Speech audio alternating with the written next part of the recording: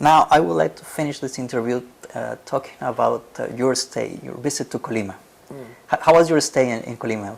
Well, people went out of their way to give me a good time, both to have lots of discussions about science in general, about even politics, about the major problems confronting this world.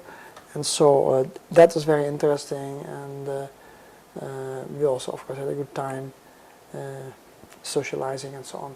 So that is very nice. Of course, I got a little bit of a feeling about how people work and function here.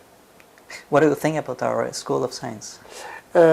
It's very good. I think people should try as hard as possible to strengthen their international ties. Mm-hmm. And, so traveling is always important for us. Certainly if you're in a country which has limited resources itself, then you need to be able to be in contact with your colleagues all over the planet.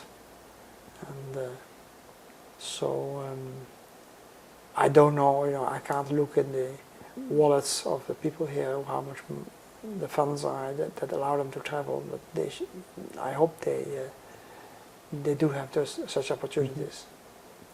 Do you have any advice to give us, to us professors here? Well, in general, to stay as close as possible in contact with the rest of the world on your field. And today with computers, fortunately that's relatively easy.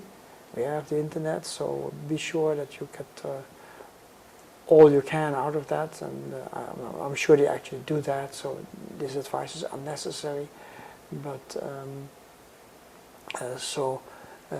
and of course they should try to be as competitive as possible. So try to be the first in discovering something, and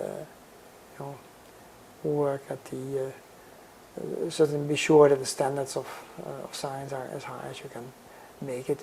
It's a small group, so it won't always be easy, but yes, in general I think that the group has all the potentials to serve as an interesting and lively science department. And now just to end, what advice would you give to our students? Well, to be very critical. Of course, you can be critical as to what you read and what you hear and what people tell you, but also be critical towards yourself. Don't be happy with mediocre results or with incomplete results. But when you understand something, really try to understand the bottom of it, try to understand the related problems or the problems that you're studying and so on. So try to see the grand picture and at the same time try to understand how things hang together.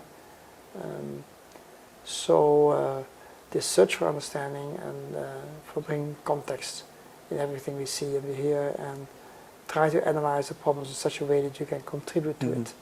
So learn how to dissect a problem into smaller pieces so that you can study one problem at a time.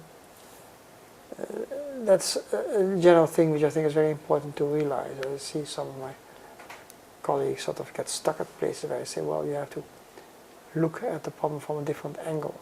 And often that's what you have to do. Make some step backwards, say, now I see the grand picture, and now I see that I have not paid enough attention to that aspect of the problem. So, and then let's sit and try to improve our understanding again. So it's quite generally an attitude in life that I think a scientist needs to have. Yes. Well, I thank you for your time. I really appreciate you sharing your thoughts on all of this.